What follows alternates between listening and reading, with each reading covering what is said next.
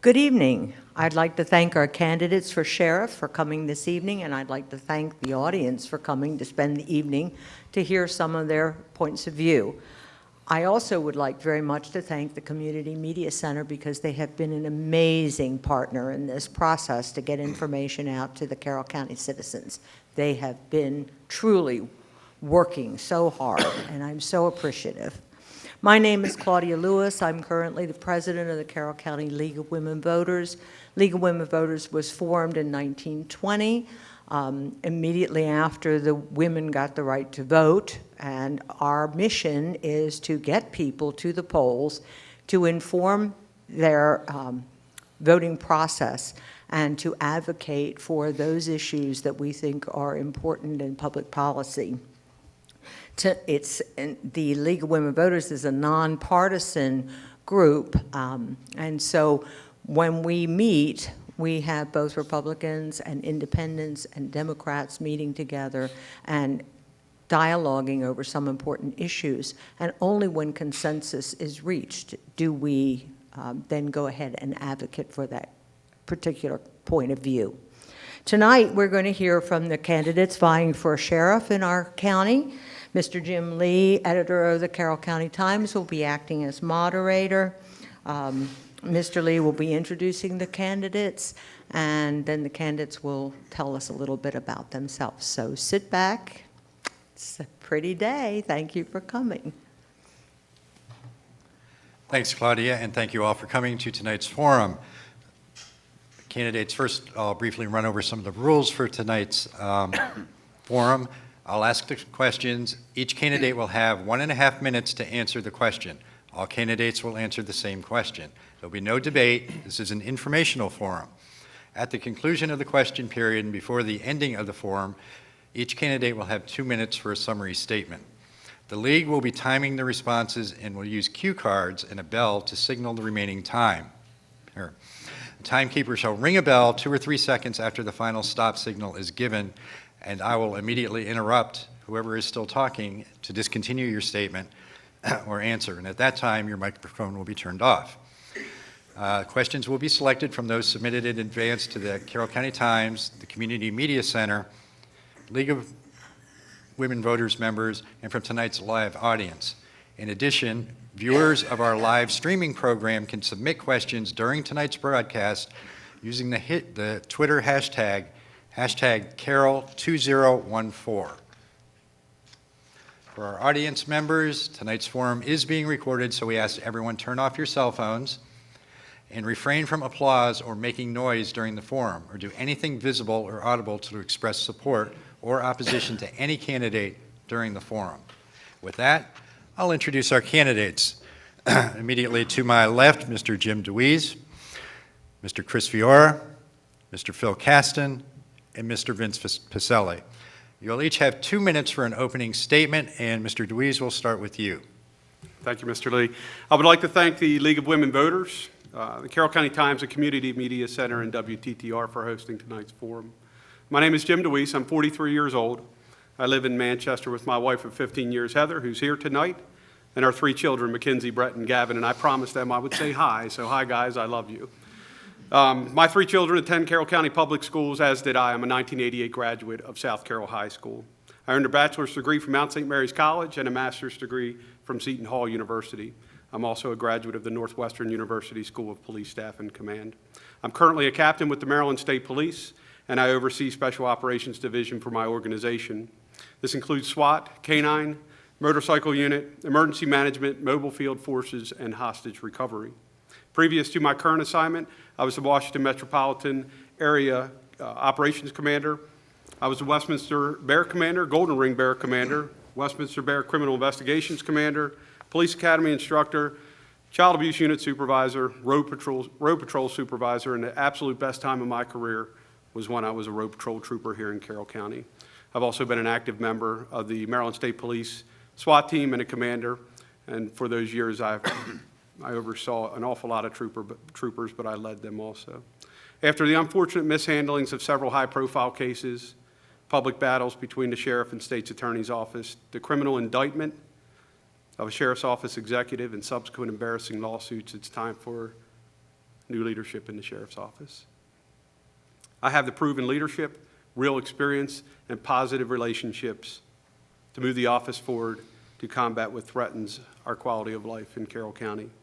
My administration will focus on repeat offenders, drug crime and overdoses, school safety, and provide proven and tested leadership for the dedicated employees of the Carroll County Sheriff's Office. Thank you. Mr. Fior. Thank you, Mr. Lee. Ladies and gentlemen, thank you for coming out this evening. Thank you to the League of Women Voters. I'm Chris Fiora, and I'm running for sheriff because Carroll County has a crime problem. Unfortunately, neither our elected officials, including the county commissioners and current sheriff, nor my opponents acknowledge the existence of this problem. The most recent federal crime statistics show an overall increase in crime in Carroll County in 2012, but statistics only tell half the story. These crimes impact our community and our neighborhood. More Carroll County residents are victims of assaults and home break-ins. Business owners experience the loss and destruction of property, and drugs are invading our towns, neighborhoods, and schools. Neighboring Frederick County has been designated as a high-intensity drug trafficking area, and these drugs are making their way into our community and contributing to the significant increase in other crimes beyond the possession and distribution of illegal drugs. As your sheriff, I have a plan to deal with these problems. During the first 120 days of my administration, we will conduct a top-to-bottom review of key personnel, assignments, and business practices of the Sheriff's Office. The results of this review will be combined with an extensive community survey to help us formulate a 5-year strategic plan. I will launch a community outreach effort and meetings at your community center, your local school, your fire hall, your public library. Working with local police departments in our towns, we will develop rapid response teams, which will immediately target areas which experience increases in crime. During more than 30 years of law enforcement experience at all levels, as a local police officer in Virginia, a state parole and probation agent for the state of Maryland, a supervisory special agent in the Federal Protective Service and the United States Marshal Service, I have worked to develop strategies to combat crime. As your sheriff, I will fight to protect your family and protect your rights. Thank you. Thank you. Mr. Caston. Thank you, Mr. Lee. Good evening. I'm Phil Caston. My wife and I just celebrated our 21st wedding anniversary, and we're the committed parents of 4 children who attend Carroll County Public Schools. I presently serve as the Chief Deputy of the Carroll County Sheriff's Office.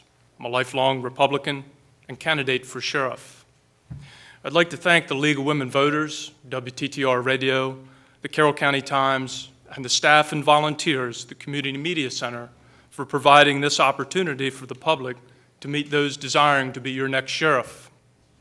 I'd also like to thank the men next to me tonight for their sacrifices and contributions to public safety.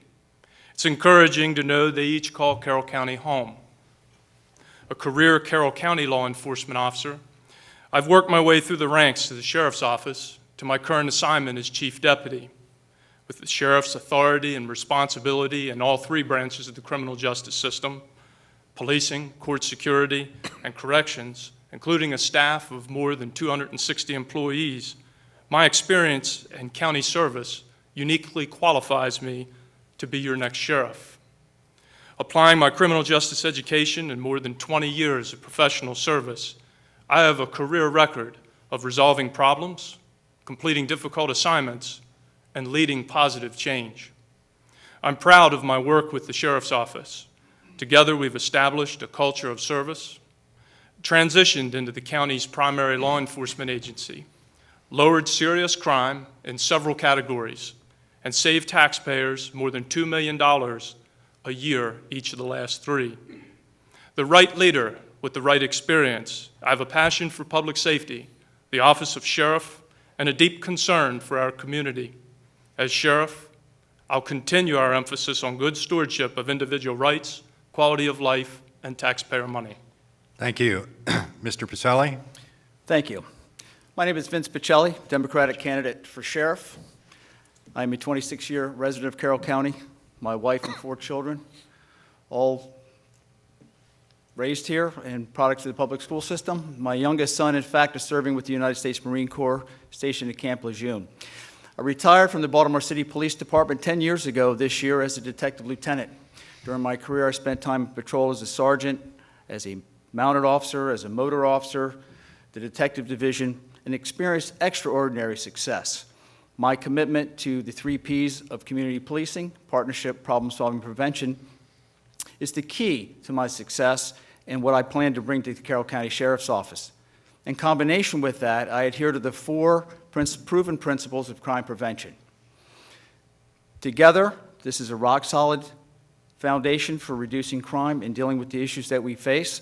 Mr. Fiora hit the nail on the head. We do have a crime problem here, and it's time we wake up and take a look at it. Here in Carroll, we are beginning to experience urban and suburban problems. We need to get ahead of those problems. My experience in Baltimore City, along with my experience as Director of Security at the University of Maryland Medical Center, will serve us well. At the Medical Center, I also implemented the 3 Ps of community policing. We reduced crime by over 50%. That became the foundation of an article I wrote that was published in Campus Safety magazine, where I discussed those principles of community policing, and also resulted in my selection by Security magazine as one of the top 25 most influential security executives in 2006. I am a member of the Carroll County Sheriff's Office. I am a road deputy. I feel like sometimes an undercover boss. For the last 7 years, I've had the opportunity to evaluate our personnel, our procedures, and our protocols. I have the answers, and it's about people. Thank you. Thank you. Okay, we'll jump into the questions. Prior to the start of tonight's forum, a few people asked, and it's a good question, what do you see as the role of the Sheriff's Department in the county? Mr. Fiora, we'll start with you. The role of the Sheriff's Office is to provide protection to the community. It is also the role of the Sheriff to ensure that the constitutional rights of the citizens of the county are guaranteed. You know, we have a state and a federal government that at least appear to me to be trampling on our constitutional rights. You can see that with the Second Amendment. You can see it with other issues within the state, within the county. I think the sheriff is in a unique position, since he's constitutionally authorized, to take a position to protect the citizens that have hired him to serve. And if I'm the sheriff, that's precisely what I would do. Thank you. Mr. Caston? Thank you. The role of the sheriff in Carroll County, first and foremost, is as a community leader, bringing together the diverse groups and allied agencies, government, nonprofit, and community groups to maintain our quality of life. And that covers several areas. It's not only about crime and public health and public safety issues, but it's also the issues that impact our constitutional rights and represent or reflect our values here in the county, ensuring that we recruit, retain, and deploy quality personnel that reflect the community values will ensure that we, one, are able to maintain our quality of life because we have folks that police in a manner that the public respects and that represent the values of our public. It also ensures that we don't encroach on any of the rights or issues or concerns that the public has, or police in a manner that the public expects that we will do. And at the same time, or through doing that, we bring people together to resolve the issues, empower them with the sheriff's authority, or use the sheriff's authority to empower them to police themselves and maintain our quality of life. Thank you. Thank you. Mr. Bocelli? The role of the sheriff in Carroll County is to uphold the Constitution and our Bill of Rights. And we do that by not violating those constitutional protections and Bill of Rights. We are also responsible for creating and maintaining an environment where our citizens are free of crime, and just as importantly, free of the fear of crime. Community leader, yes. Law enforcement officer, yes. Teacher, yes. We play a multifaceted role that is critical to any community, one that I believe is sometimes understated. We tend to be in the background, but we play a huge role even in Carroll County. We have a crime problem. It's not like Baltimore City, where I came from, but it needs to be addressed, and that's our biggest role. Thank you. Mr. Deweese? Well, I'm just basically going to say whatever they said because they were right. And listen, the role of the sheriff in this county is to be the chief of police. And their role is simple, is to bring all organizations, all law enforcement agencies together so that they can combat the crime and the issues that we're having together. And I don't necessarily see that so much now. I hope that if and when I'm elected as sheriff, that I will expand on that role. But yes, they have to be constitutionally sound. Yes, they have to determine what the priorities in policing are. Yes, they have to be leaders in every facet of law enforcement in this county. They are the chief law enforcement officer when it comes to bringing people together, bringing all the law enforcement leaders together at the table, at chiefs meetings, so that they can discuss the issues that go on in this county and attack them together. I see the sheriff as being the law enforcement leader that brings all law enforcement together, local, state, and federal, and attacks problems on a regular basis. It's simple. Thank you. Moving to the next question. South Carroll High School recently was under a bomb and shooting threat. How do you think the sheriff's office handled the situation, and what would you have done differently? Mr. Caston, you can start. We're very proud of the work of our personnel, the collaborative efforts between the sheriff's deputies, troopers, and municipal police. At the same time, we're proud of the work, or cooperation, and patience of our parents at that incident. It unfolded rapidly. Our personnel used their training and experience to, number one, first and foremost, protect the safety of our students and teachers. That was paramount, and that could not have been done better. We're very pleased with the work that they did. Communication can always be improved. Again, we're very pleased with the patience of our parents and the assistance that were provided by the Carroll County Times and local media in communicating messages.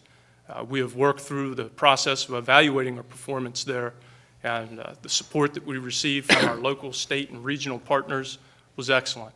Moving forward, developing or continuing to develop our plans and collaborative efforts with the schools to increase communication is a priority. Thank you. Mr. Bocelli? It's a bit unfair for me to answer that question. Though I wasn't working that day, I had been investigating, I'll call it, for lack of a better term, a cybercrime involving that suspect who was charged with that. I had discussions with the detective lieutenant about that individual.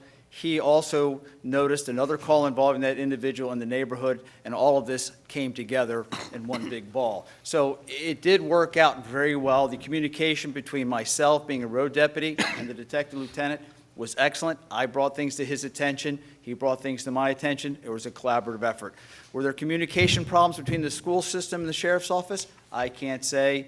I heard we could have gotten involved a little bit earlier, but after we got started, I thought it worked very well. I had another discussion with the detective lieutenant in regard to obtaining a search and seizure warrant for the suspect. So all in all, I find that it went very well. Certainly, you want to critique these types of situations. You want to improve. You want to increase your training. But all in all, I think it went very well. Thank you. Mr. Deweese? I think they did a pretty good job. I've been to numerous events just like that, incidents just like that, all over the state. And you can practice as much as you want, but you can't plan for 500 to 1,000 parents showing up on Route 26 and flooding what takes place there. So I think overall they did a pretty decent job. Communication is always an issue when you bring multi-agencies, a number of agencies together. And but overall, from what I've heard, and I had a portion of resources that were down there helping the sheriff's office, but from what I know about that incident, how it was handled, and where people were put throughout the incident, I think they did a pretty decent job. You can critique it, as you should at any large-scale incident like that, but it's hard to Monday morning quarterback. You can only get better. But I've responded to probably 200 hostage barricade situations, bomb threats, call whatever incident you can think of. And I've had a plan in my mind responding there, and it all went out the window when I showed up. Because no two incidents are the same. You can practice all you want. You can have procedures put in place, but something inevitably will fail. And I know Phil and the other guys will sit here and say, yeah, I practiced this, but I didn't practice for a ton of parents to show up on the scene and flood what was going on. And that's just a whole new avenue that we've got to look at when we have those sort of incidents at schools. Thank you. Mr. Fiora? Well, having a wife that teaches at that school and having a son who was in that school that day and being present that day, I'm thankful that no one was hurt. That's a good thing. However, what troubles me is the fire department that is right next door to the school was never notified. Parents were not brought to the fire hall by any law enforcement member to open up the fire hall so parents could be briefed. There seemed to be a lack of resources with pulling K-9 units from other jurisdictions as far away as Montgomery County. There was no reverse 911 calls to the area to allow people who live in the surrounding areas to know what was going on in that school. The alert message system by the school board was more than an hour late. That should have been out within a half an hour, although that's not the responsibility of the sheriff's office, but nonetheless, when you have parents standing there getting text messages from their kids as to what's going on inside, I find that a little troubling. Coverage of the open areas in the front and back of the school, I didn't see who was covering that, but then again, I was only in one position. And I already had mentioned the parents receiving the text messages. I think we need to do a better job, and I think, frankly, if I'm the sheriff, we're going to practice active shooter situations a little more than I've seen in the county. Thank you. Next question. Do you support changes to our sheriff's pension system? And if so, will current employees be grandfathered in according to years of service? Mr. Bocelli, could you start, please? I think Carroll County has made great strides in the pension benefits for the deputies. I know that when I first joined back in 2007, I found it grossly inadequate. My hat's off to Sheriff Dragoning and Colonel Caston and their efforts regarding the pension benefit. Grandfathering in, being a deputy, I think that should have been done. That's my personal opinion. But as it stands right now, I think the pension system that the deputy sheriffs have is more than adequate, the 50%. Thank you. Mr. Deweese? I think the system in and of itself is not a bad system, and it needs to evolve. I do believe that the senior members of the organization should have been grandfathered in. I think that when someone shows up that might get more time in service than someone that's been there for a number of years, that becomes a difficult problem. But then again, you don't want to start a retirement system where you offer a certain retirement and then half of the organization leaves. So you have to adjust for that. The true issue with the pension system really probably isn't the pension system, it's the salary of the deputies. That's where you really need to look at how the pension system works. So if they're only making $40,000 and you're giving them 50% and they're walking away with $20,000 after their 25-year career, why wouldn't they leave and go to Baltimore, Montgomery County, or Howard County, or the state police for that matter, and work for 20 years and get twice that amount when they retire? So the true issue with the pension system, I believe, is the salary that needs to be adjusted and be more competitive. And that's what needs to be worked on. Thank you. Mr. Fiora? Well, Jim has pretty much said what I would say. You're welcome. Thank you. You're welcome. The only difference for me is that I went to Mr. Bates before he retired to ask them about their pension system. And actually, one of my advisors on my campaign, who just happens to be a teacher, reviewed their plan for me. They've got a pretty good plan. Frankly, it's better than my federal retirement. And as Jim said, and I agree, I mean, it's pretty apparent that the salaries is what drives this issue on the pensions. Now, in terms of the more senior deputies and including them, if you're going to take care of your people, you should find a way to do that. And if it would cost just a little more money to take care of them, I don't think people would really have a problem with that. I think the problem is when you get retirements that just get totally out of control, as you see in some of these corporations and these CEOs. I don't think we have that here, but certainly we need to take care of the men and women of the sheriff's office. If we could find a way within this economy to help the sheriff's deputies and their salaries, that would be a solution to the problem. But right now, I don't see that we have the money. If there's spare money laying around in the county, maybe somebody would cough it up and we could discuss that issue. But I think that's the key to this pension problem. Thank you. Mr. Caston? Thank you. The industry standard pension for a sheriff's office is 25 years at 50% of the final 3 years' salary. Carroll County government has put that into place for the sheriff's deputies. That system in and of itself is a good system and managed by Mr. Zaleski and Carroll County government. Couldn't be in better hands. There's three things that are missing. One is those folks that provided service prior to the implementation of the pension in 2009 did not receive full credit for their years of service prior to that. That can be addressed with one-time surplus funds, and we would encourage the Board of Commissioners to do that. The second piece is the county continues to rely on long-term disability and workers' compensation in lieu of a disability retirement piece built into that pension. And that's an administrative change, again, that could be made by the Board of Carroll County Commissioners, and we would encourage them to do that. The third and final piece is getting the deputies to their 3 highest years' final salary. There is not currently a scale in place beyond year 6 for the deputies. And it's not just the deputies, because we have correctional officers that are equally at stake in our office as well, 260 employees that risk their lives every day. What is needed is a long-term salary solution and steps, and we have proposed that to the Board of Commissioners, and will continue to advocate for that. Thank you. Thank you.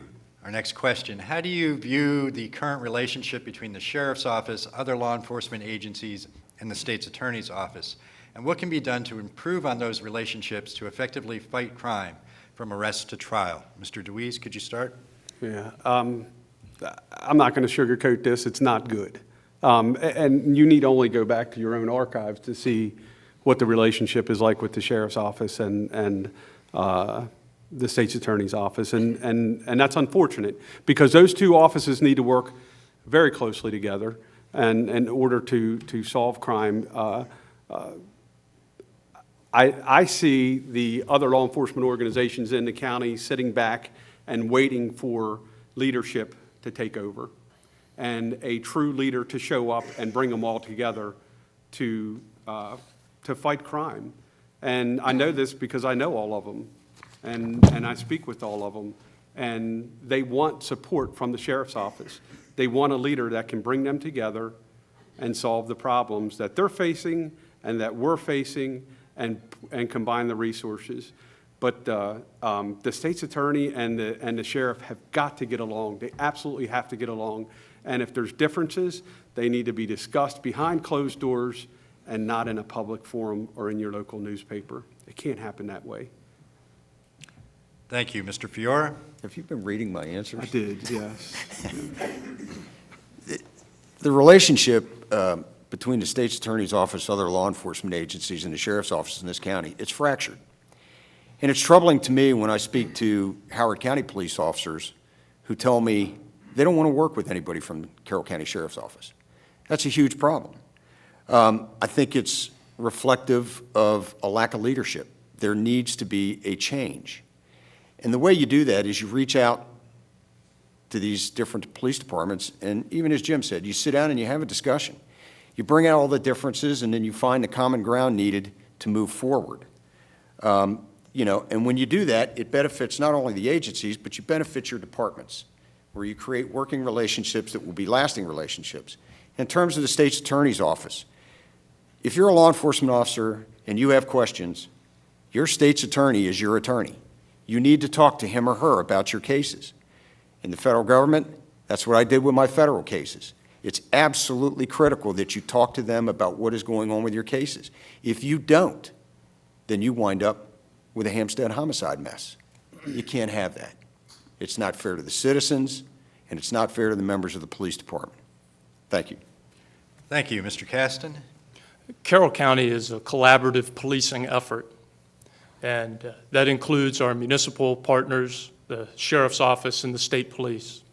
And we have many, many successes working together at the municipal level, the state level, and with our state's attorney.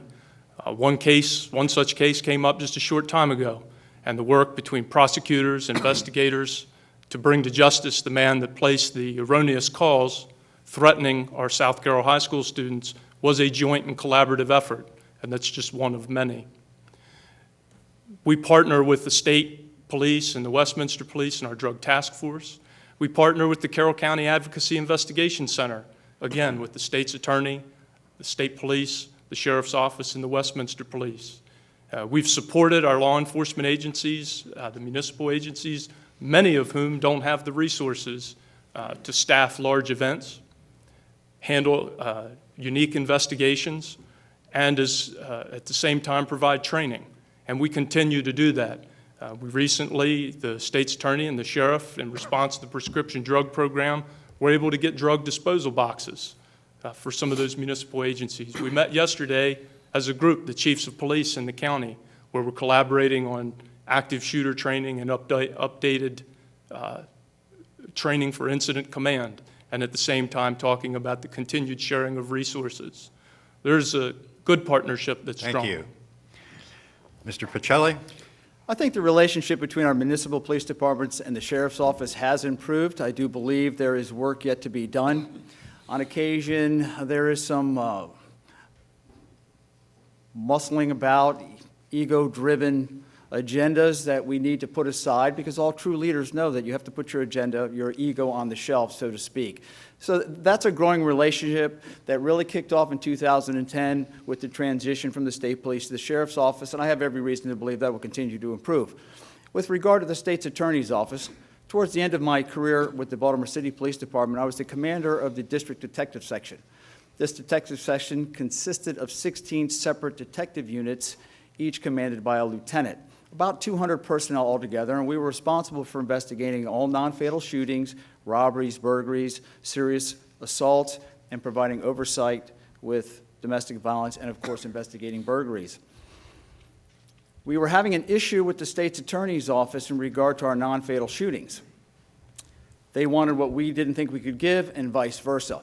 One of my roles as commander was the liaison. Detectives would come to me with their concerns about a case. I would take it to the state's attorney, and vice versa. It worked out phenomenally well. I was credited with improving case preparation and case solution, and that's something I would bring to the Carroll County Sheriff's Office, a direct liaison with the state's attorney's office to overcome these issues. Thank you. We have several different versions of the next question, but the basic theme is, what do you see as the role of law enforcement officers in balancing enforcement of gun crimes and citizens' Second Amendment rights? Mr. Fiora, if you could start. Well, first of all, I don't see that there's a balance. The Second Amendment is pretty clear.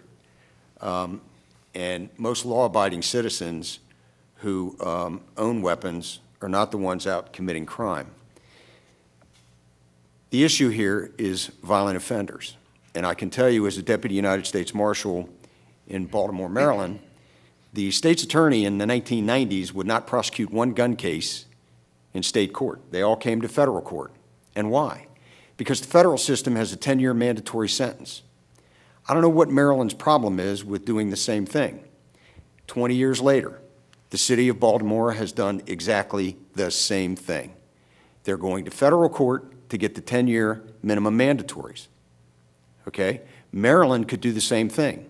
But in Maryland, your minimum 5-year mandatory is the first thing to be dealt away in a plea bargain. In my opinion, Maryland has a love affair with criminals. We need to respect the rights, the constitutionally guaranteed rights of law-abiding citizens. And if someone's breaking the law and they're using a handgun, they need to be punished, period. It's just that simple. So, you know, when we talk about a balance, I think the balance is already there.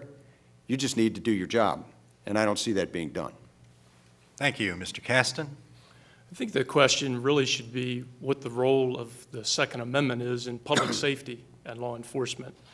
And to echo a little bit of what Chris had said, the role of law-abiding citizens in protecting their own communities cannot be overstated, and the Second Amendment is there to protect that.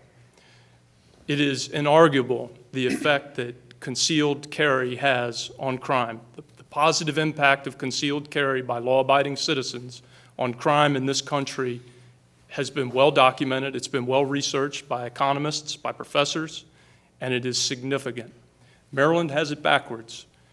The concealed carry of handguns by law-abiding citizens is an aid to law enforcement, and it keeps law-abiding citizens from being the victims of crime. It's been noted and documented by offenders in studies that they stay away from homes where they believe that the homeowner is armed. And I only point to Carroll County, which has one of the highest firearm ownership rates in the state of Maryland, and we have, since 2006, had the lowest rate of serious crime. Thank you. Mr. Bocelli? When you're talking about balancing the Second Amendment and current handgun laws, how do you balance it? Law enforcement officers don't make policy. We're not legislators. We're instruments of policy, and yet we can still balance it. Now, how do you do that? We have in our toolkit discretion. We look at the spirit of the law. We look at the intent of the alleged violator. So that's where I think the balance is from an enforcement. What these gentlemen have been touching on is taking it to court, and where does that go? But as a street officer, how do I balance my Second Amendment rights? I am a life member of the NRA and have been a member of the NRA for over 30 years. I'm not a shooting sportsman or a hunter, but I believe in the Second Amendment. I believe in law-abiding citizens being allowed to arm themselves. But that's not the issue. The issue is how do you balance that? And you balance that by reason, by looking at the spirit of the law, looking at intent, and with discretion. Thank you. Mr. Deweese? Look, my stance on the Second Amendment's been pretty clear, and I'll tell you that I've used my weapon many times, several times as a law enforcement officer, to protect my life, the lives of other police officers and innocent citizens. When it comes to the Firearm Safety Act that was passed last year, it's ridiculous. It just is, but it's a law. And I don't interpret law, I enforce it, and I enforce it equally. I don't enforce laws with blinders on. I take them off, and I'm equal across the board. Now, there are portions of the Firearm Safety Act that was passed that the Governor's Police Department, the state police, needs to enforce. Deputies from the Sheriff's Office won't be knocking on your door asking you if you attended an 8, 12, 10-hour, whatever hour class you had to do, and if you submitted fingerprints in order to possess or own a weapon. That's not going to happen. But I don't want road patrol deputies or any police officers on the side of the road going, is this what the sheriff wanted me to enforce or not?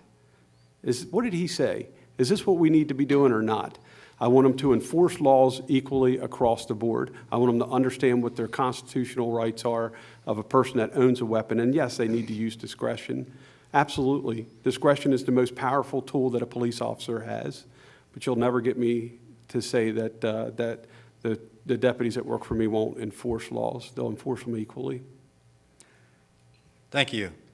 In referencing the deputies out on patrol is a good segue into our next question. If elected sheriff, will you lead by example and be out on the street with your deputies assisting or backing them up on calls or traffic stops? And Mr. Caston, could you start? The role of the sheriff is operating the office, overseeing personnel, managing its operations daily, and it includes not just simply law enforcement, but corrections, security, and service of the courts. I come to and from, and in the event that I come across something or a law enforcement officer needs an assistance, whether it's a deputy sheriff, a state trooper, or a municipal officer, of course, I'll be there to assist. Our personnel know that now, and we're there to assist at any given time. But the primary focus of the sheriff is not to go out and issue traffic citations and conduct policing or daily policing operations. It's to operate the office, manage the personnel, and the resources that are assigned to the sheriff. Thank you. Mr. Bocelli? The sheriff is, in effect, the chief executive officer of the sheriff's office or our local law enforcement agency. Certainly, as sheriff, I will be driving a marked car, and it will be marked sheriff, so that residents, wherever I travel, will know this is Sheriff Vince Bocelli. In the event that I need to support road deputies in the field, absolutely, I will be there. In fact, one of my plans is to have members of my command staff work a 12-hour shift a month so they can implement, see how their policies are implemented, see the effect they have on the road deputies, and keep them in tune. This came to me when I understood that our state's attorney, on occasion, tries cases. Well, why can't we do that to keep our foot in the door and stay abreast of what our people are experiencing? Thank you. Mr. Deweese?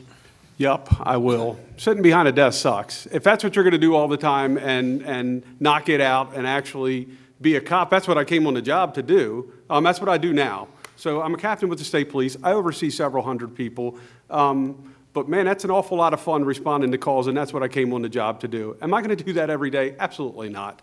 You do have to manage the office, but how can I tell people on a regular basis that work under me, this is what you need to do when I can't practice the same thing on a regular basis? Listen, I can put on a gun belt and a bulletproof vest right now and go out and do it just as good as any 21-year-old can do it any day of the week. And the day I can't, it's time to retire. But man, I love being a cop. I could go back to doing it tomorrow. But yeah, why not? It's my right to do that, and I think the deputies would appreciate seeing me out there. I certainly won't be riding around with them 24/7 because I have a problem staying up on night shift. But I can tell you during the day, I'll be out there backing them up. So why not have fun with it? Thank you. Mr. Fiore? Yeah, I'm going to have to echo Jim a little bit, but sorry. No, it's perfectly all right.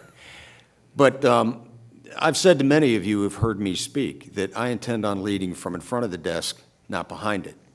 And while it's true that you have to manage the operation, manage deputies, manage corrections, you ought to be able to get out there and show your folks you're able to do the same thing that you expect them to do. That's what a leader does. I'm reminded of a book I've read called The Outpost. And in that book, Lieutenant Colonel Chris Kalenda makes a statement, essentially about motivating and inspiring people. Don't ask me for the complete quote because I'm not going to be able to give it to you. But the bottom line is that if you're going to inspire and motivate people, then you should show them that you're willing to do what you're asking them to do. I intend on doing that. And the other thing I intend on doing, my goal, if I'm the sheriff, is I plan on knocking on every door in this county so I get to know each and every person. I want to know what they know. I want to know what their concerns are, what their perceptions are, and what they feel we need to do to make their environment safer. Thank you. Our next question, what specific programs need to be in place in schools to prevent distribution and use of illegal substances and other dangerous crimes? And what are the roles of law enforcement and schools in implementing or continuing these programs? Mr. Bocelli, could you start? David M. Kennedy recently, or in the last few years, came up with a program titled Operation Ceasefire. That program is directed at violent crime. I did some reading on it. It's currently being looked at with Baltimore City. I thought perhaps we can modify that. Perhaps we can modify Operation Ceasefire to deal with our at-risk youth in our school system. And what that would involve is identifying the youth, bringing in law enforcement, bringing in social services, bringing in the state's attorney's office, having a collaborative meeting to get this young person on the right path, but also letting his or her associates know that if you continue to bring this young person into your criminal lifestyle, we'll bring the full weight of the Carroll County Sheriff's Office and the state's attorney's office on top of you. Along with that, you find in Chicago they have a new program, social media analysis. This is where they use social media to track criminals and look at associates. And that's something that is growing even here in Carroll County. We're starting to use that. I'd like to see that part of our regular regimen in combating these issues with our school system. Thank you. Mr. Deweese? Mr. Lee, these look like the questions you sent us not long ago, but Some of them. they are, right, they're spot on. I'll address a couple of things, and Vince is right. There needs to be a total look at how we do enforcement in the schools to combat the drug issues. First, I don't think that I'm not an advocate of the crisis counselors not being supported and funded for the next school year. I think the crisis counselors in the schools are on the front line of finding out what the issues are, who's on drugs, who's got them, the whole 9 yards. When it comes to the schools themselves, I think they already do a good job with the programs that they have there. And I've heard a number of issues about canine dogs, and maybe we should put more canine dogs in schools. Well, I oversee 45 canine dogs for the state police, and I will tell you that I will not allow my canines to go in school and do drug scans in schools. I don't think that it's fruitful at all. I don't think it works. In fact, I know it doesn't work. So that is not something that I will advocate for. The health department's already there working with students on a regular basis. There needs to be a collaborative effort with law enforcement, state's attorney's office, health, education, and prevention to target what goes on in each school, each individual school, because they're diverse. There's issues that are different in each one, but they need to target with those groups. And it can't be just a person that is assigned to it has to be the leaders of those organizations coming up with a plan to attack the issues in the school. Thank you. Mr. Fiore? Thank you. You know, with kids who've attended Carroll County schools, it kind of hits home with me. I would continue to use the programs such as DARE. What I'd like to see come back is the Heroin Kills program that we had 15 years ago when Liam O'Hara was found deceased in his home. The community banded together and did one tremendous job in creating an atmosphere where drug use in this county was mitigated.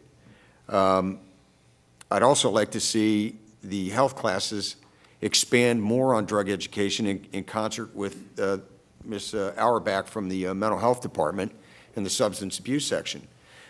We also want to talk about gun violence, okay? The Eddie Eagle program needs to come back. It needs to be reinstituted and brought back into the middle schools and the elementary schools so kids understand, you know, if you see a gun, you don't touch it. You go get an adult. Well, you can do the same thing with drugs, you know. Kids have to tell you, you know, who's using the drugs, who's selling the drugs. Parents need to have a conversation with their children in order to understand what's going on. I'd also support a school resource officer program where maybe the school board would consider hiring retired police officers. Okay, I think that's a good investment. It doesn't cost, shouldn't cost a lot of money as opposed to hiring a police officer or a sheriff's deputy. You know, you could cut your costs that way. And then the sheriff's office has to have a good relationship with the school board. And we need to have the continual dialogue in order to make sure that our kids are safe and we have a nurturing environment in school. Thank you. Mr. Caston? Thank you. I'm pleased to report that we have what the three gentlemen have talked about. It's called the Carroll County School Resource Officer Partnership. And we implemented it this past year, and it is just that. It's a collaborative effort. And it was done not by talking at the school board, but by working collaboratively with the schools for well over a year to design not a canned and copyrighted program, but a program that uses the statistics and information that the health department has identified, what the teachers, health, and crisis counselors are seeing in the schools, and prepares specific lessons for our kids at key ages. In elementary school, we deal with 2 grades. In middle school, we deal with 2 grades, and then Health 1 and Health 2. There are a number of programs with this, and it involves not just a select few officers, but it's a big partnership that brings the municipal officers into the schools that their kids are going to, as well as the sheriff's office and the troopers in the areas they are responsible for. That needs to continue, and we need to collaborate with parents, evaluating the emerging trends and adjusting resources as necessary. And in the coming year, taking that program to the most important partner in this process, and that's the parents. It's not enough for us to teach the students. It's not enough for us in law enforcement to know. But most importantly is those resource officers being able to go back into the communities that they serve, educate the parents, homeowners associations, and civic groups on the issues that are going on in their schools and with their kids are most important. Information sharing with parents. Thank you.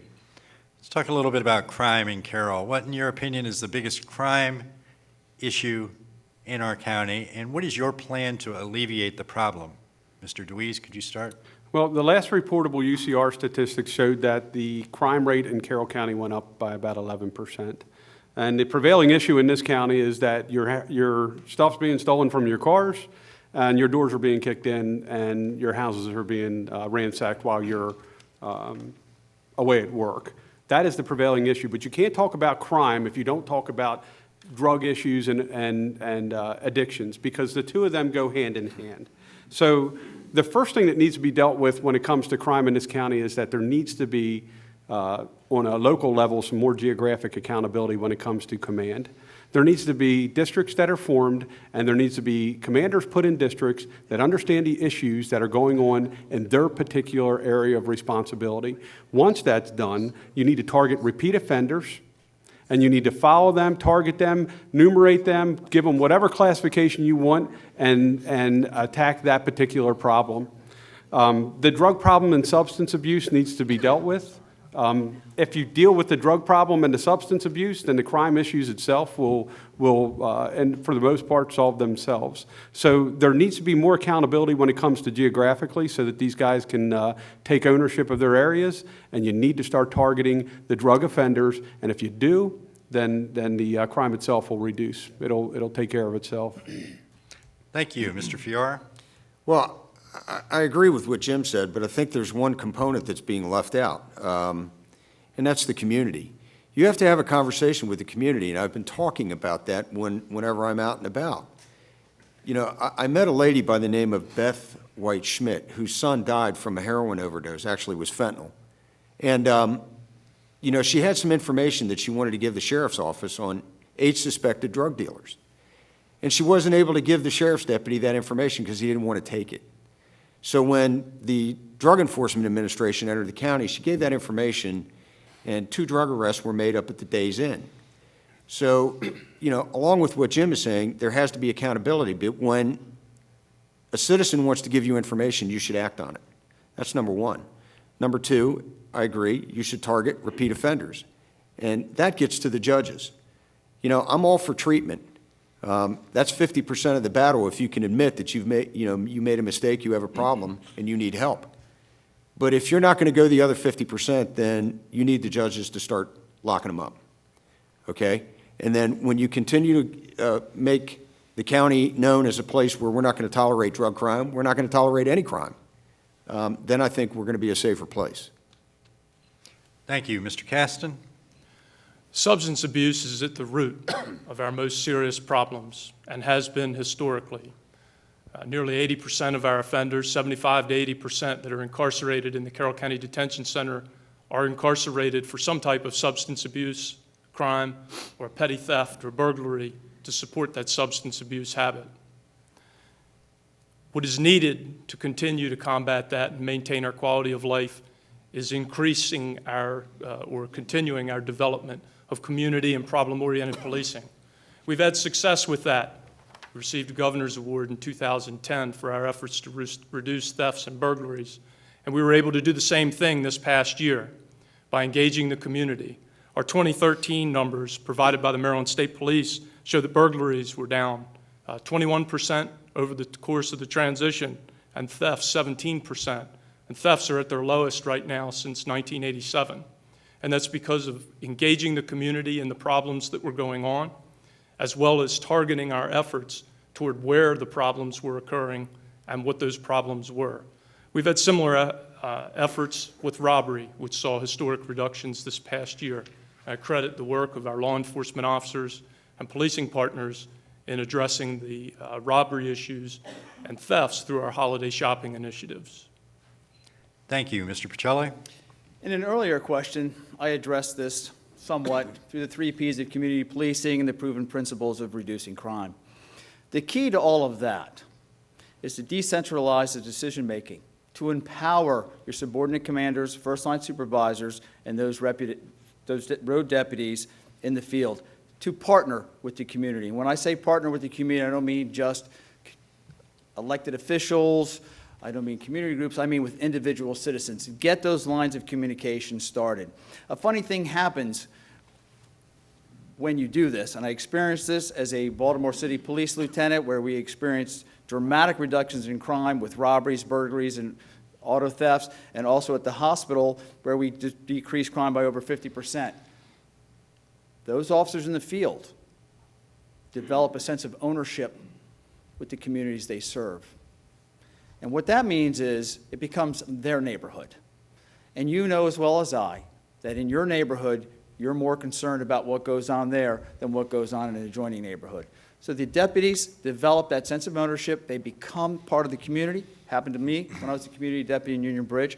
I brought these principles forward there. The drug issue, we need a defined drug unit operating within the sheriff's office, working solely in Carroll County. Thank you. I have an interesting question from our audience about how many murders have any of you solved personally? And I'll add a second part to that. What is your personal closure rate for cases with successful convictions? Mr. Fior, could you start? Well, when I was an Alexandria police officer, I was a crime scene investigator. So I don't know that I really have a clearance rate because I was a uniformed officer. But what I can tell you is that through that work in a specialized unit, I think there were 6 or 8 of us, we were rivaling case closures of the Metropolitan Police Department. In one case that I had an El Salvadorian individual who came to this country to escape, whatever was going on in El Salvador, and he was killed by a bunch of people because of some things he did in El Salvador. That crime scene was 340 feet long. With my work, 36 hours of work, I was able to bring the suspects, along with detectives, to trial. They were charged with first-degree murder, and once they saw the evidence that I had collected, the work that I had done, they elected to plead guilty to second-degree murder and were confined considerably. So, there's a lot of things out there that I can do. I have done, and I'm confident that I can bring that experience to the sheriff's office. And the one thing I'd like to see in the sheriff's office is a little more training for the men and women so that we don't have another repeat of the problems that occurred with the Hampstead homicide or even the Keymar homicide. We shouldn't have that with a professionally trained force. Thank you. Mr. Caston? I've not served as a homicide investigator, but I have worked on numerous and countless investigations, all here in Carroll County. I enjoy a good reputation with the prosecutors and with the judiciary, and have the greatest of respect for the men and women in uniform, regardless of their agency in this county. Over the last 2 years, the sheriff has put me in a position to help reorganize our criminal investigations section, and that was started with our agreement with the Maryland State Police Homicide Unit. We have restructured, added additional supervision, and placed folks in there with additional training and some specialties, and we continue to develop that unit. The partnership that we have, along with dealing or setting in place biweekly or more often as necessary case staffings and case briefings with the state's attorney's office, is what will ensure that all investigations, whether it's a homicide or any other case, is investigated successfully, the case is prepared successfully for court, the prosecution and law enforcement understands the steps that need to be taken, the evidence that needs to be prepared, and that the good case, or a good case, is taken forward to the judge and justice is served. Thank you. Mr. Bocelli? I've never been a homicide investigator, but over the course of my career, I've investigated numerous crimes, to include many right here in Carroll County. In fact, I just solved a burglary the other day, and the suspect was arrested this morning. But the role of the sheriff is not to investigate homicides. The role of the sheriff is to put the right people in the right place with the right training, to offer motivation, inspiration, and occasionally a kick in the butt to get the job done. As a detective lieutenant in Baltimore with the Northern District, my shooting team over the course of 47 non-fatal shootings had an 83% clearance rate. My 6 robbery detectives dabbled at 50% clearance rate with street robberies when the national rate was 24%. My 3 burglary detectives dabbled at over 35% when the national clearance rate was 18%. That's what the executive does, puts the right people in the right place and gets the job done. Thank you. Mr. Deweese? 5 homicides, and all of them were closed by an arrest. I oversaw investigations for this county for several years. I oversaw investigations when it came to child abuse and sex offenses for several years, and I don't know what the case closure rate was. I'm sure it was pretty high because they were good units.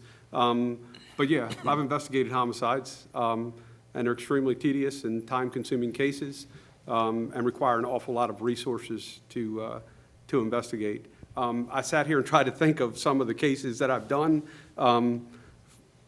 Like I said, several of them were here in this county. I can remember leaving my house Christmas Day, 2003, for a child that was beaten to death off of Bond Street, and spending 3 days away from my children on Christmas Day, investigating that case with a team of investigators, and spending what seemed to be the next year prosecuting the case. So, yeah, I've done homicide cases and every other case in between, and countless of them. So.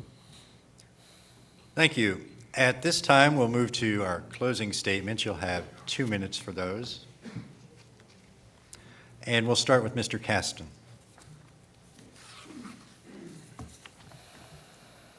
think it's general knowledge that the current Board of Commissioners doesn't agree on much. But one thing that this board does agree on, that the transition of primary law enforcement responsibility in Carroll County to the Sheriff's Office was the best decision that they had made as a group, and a good decision. Preserving our quality of life is paramount. Carroll has enjoyed Maryland's lowest serious crime rate since 2006, when the Sheriff's Office became an accredited law enforcement agency. As Sheriff, I'll continue our advancement to community and problem-oriented policing.